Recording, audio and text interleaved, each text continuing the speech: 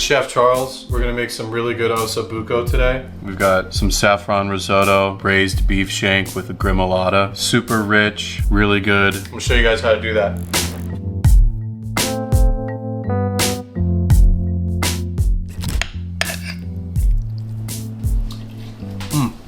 All right, we're gonna start braising these beef shanks. A lot of people like to dust it in flour, but I'm just gonna do salt in a really hot pot and get a really good crust on it. And then you'll see at the end, if there's a lot of residual oil left over, I'm gonna hit it with a little bit of flour, make a roux, and I'm not gonna worry about messing up this crust. I wanna get it really nice and hot, and I wanna get a nice caramelization. So let's get into that. Okay, so my pot is super hot right here. I'm using peanut oil. Crank my heat up to very high. All right, it's nice and hot. I don't want to burn it. I'm gonna go in with the big one first. Both sides are heavily seasoned, just with that peanut oil and salt. The reason why I'm using peanut oil is so I can get it really hot and make it crust, because all we're doing right now is making it crust and sealing in that good beef flavor. Right off the bat, it smells really good. Good tip, when you're searing something in a pot, lift it up, let that oil get up under there, put it back down on that oil so it has a contact on it. Do the same thing with this guy. When you get some hot oil under it, make sure it's an even surface layer of crust that we're building right now.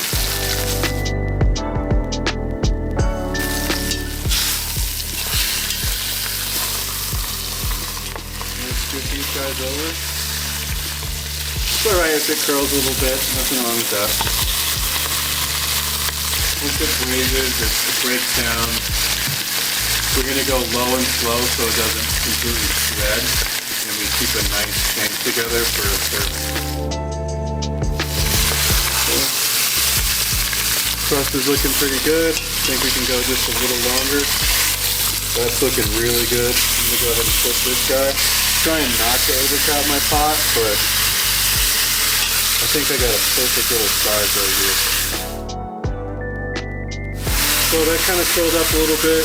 Nothing wrong with that. If you wanted to, you could cut a little thing right here to kind of let it lay flat, but I'm really not worried about that at all.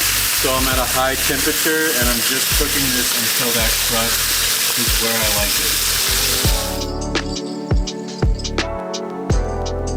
So I got a really good crust built on here. I'm gonna give it a head start and throw some butter in here. I'm gonna lift up these guys to get that butter and fat underneath it to get that crust going. And the reason why I don't like to use flour is because it tends to fall off. And since I'm just using salt, all that beef, you know, got a really good color on it, and that's what I want.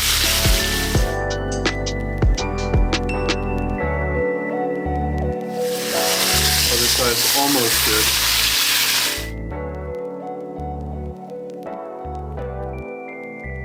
Now once you see your desired color, that looks pretty good. I think you can go just a little longer. I slightly overcrowded my pan, but really not a big deal. You want to try not to do that. Once it's fully cooked in the oven and settled, it's going to break down and, you know, it'll mellow back out. So I like that. This is a lot of extra butter. I'm gonna pour a little bit off. I want just a little bit. I think that's good. This is when my flour comes in. So this is gonna help thicken the sauce just a little bit. The trick with roux is that I want this to be hot and I want my liquid to be cold. If you're, you know, gluten intolerant, you do not have to use flour. Just be careful with the excess fat. You know, it could get a little oily. This is why I'm doing it, to tighten up the extra fats, and I want it to. So the bottom of the pot is clear. If there's a little bit of that sear right there, you want to scrape that up and get it into the roux right now.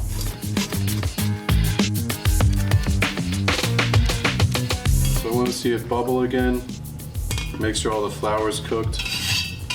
Try to beat up those clumps. This really isn't gonna do a lot, but like I said, I wanted to keep that really good fat in the crust at the bottom of the pan. And this is gonna help me incorporate it into the sauce without the sauce being really fatty on top, right? So it's gonna look something like this, right? It's kind of a weird thing, but you're gonna get used to it once you do it. Like I said, hot and cold. So, it's a good amount of wine. About 2 or 3 glasses of wine. You do not have to use wine. I highly suggest it. It's not like it's gonna be any alcohol whatsoever in this. When it's done, you could literally feed this to a baby. Don't do that, but you could. There's no alcohol gonna be left in it whatsoever. Tomato paste. Not that much. Good amount of tomato paste, and it makes the recipe really good. Stir that in there. I like to start with the wine to get a head start on the reduction, as well as taking that alcohol out. Now I'm gonna add my chicken stock. That's about 1 quart of chicken stock. I'm gonna bring it to a boil.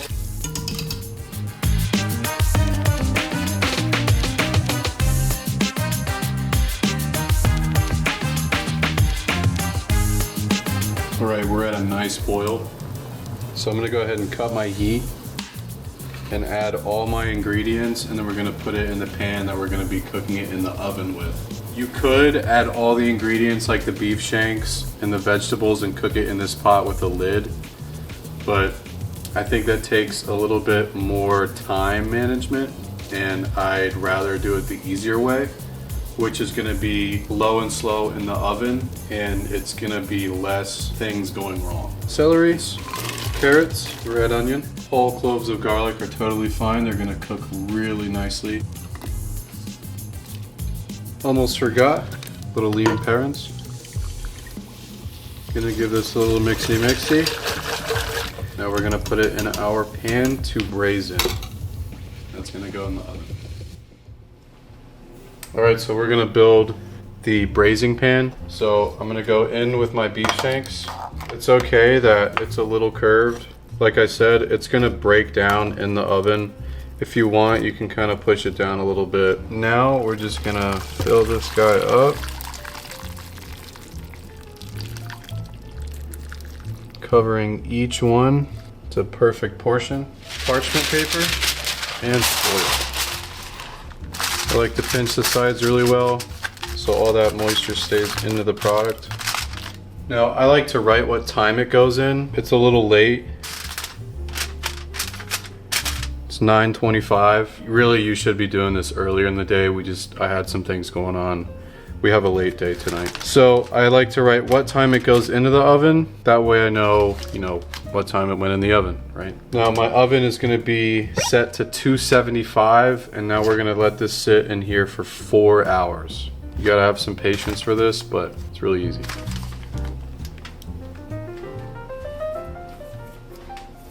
For the risotto, we're gonna start with a cube of butter, flat wooden spatula, onions. We're gonna cook these down with some garlic.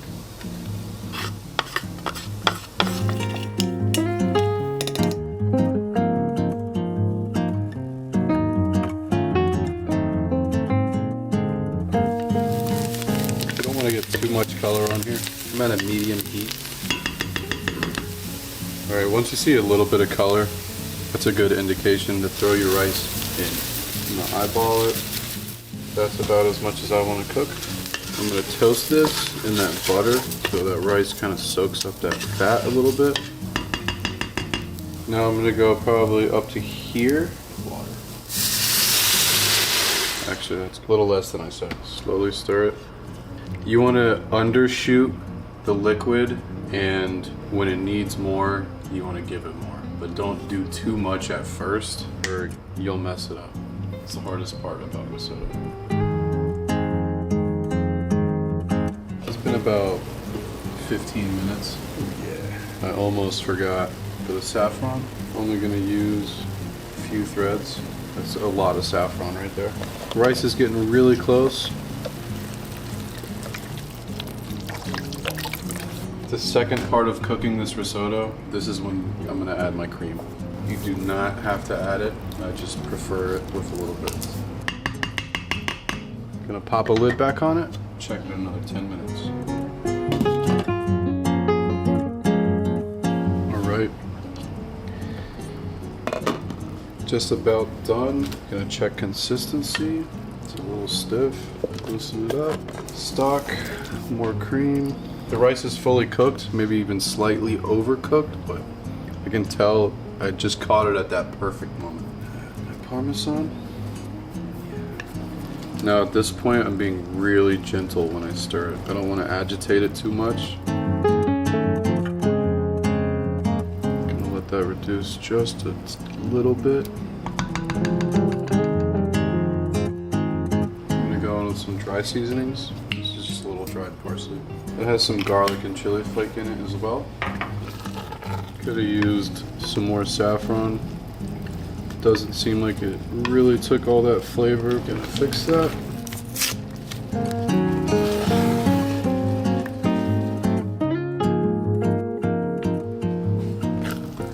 That is done.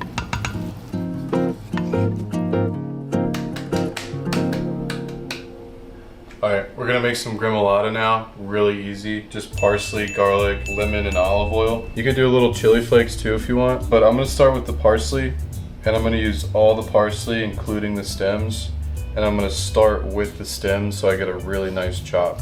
So I'm gonna line them up, cut the ends off of the stems, and now I'm just gonna really finely chop these stems so I use all the herbs. When I do this, I'm trying to use all of the blades so I don't smush them. Take any big stems out that you weren't able to get. Gonna do a quick little that. I got some raw garlic right here I just minced. It's gonna go right into that. One more little quick pass through. Doesn't have to be perfect. This is gonna go right into a bowl like this. You can use a bench scraper for this. Just gonna use my knife. Now a lemon. Looks like we got no seeds. Juice a whole lemon. It's alright if some pulp gets in there, but take out all the seeds. You don't want any seeds. Now we're gonna do olive oil and salt. Mix it up. You could use this as a dressing. This is really good for calamari, fish. Still amazing, super vibrant, and it just really brings a good acidity and just a nice aspect to any dish, especially octopus.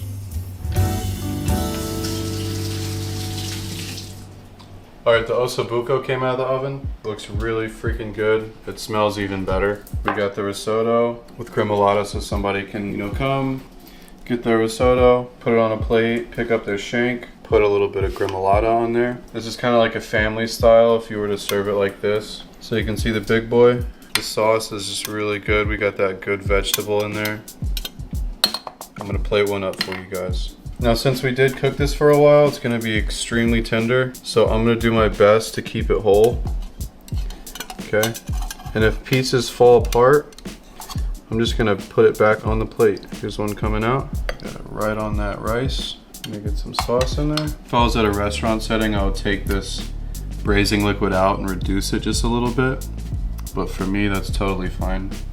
And our finishing touch for this, gremolata all over. Really brings out just a vibrant acidity that it needs because this risotto is super rich. The meat is really rich. Now I'm gonna show you how buttery this is. Look at this. It's just gonna fall apart just like that, and this is gonna be super tender. You see how just juicy that is? One more time.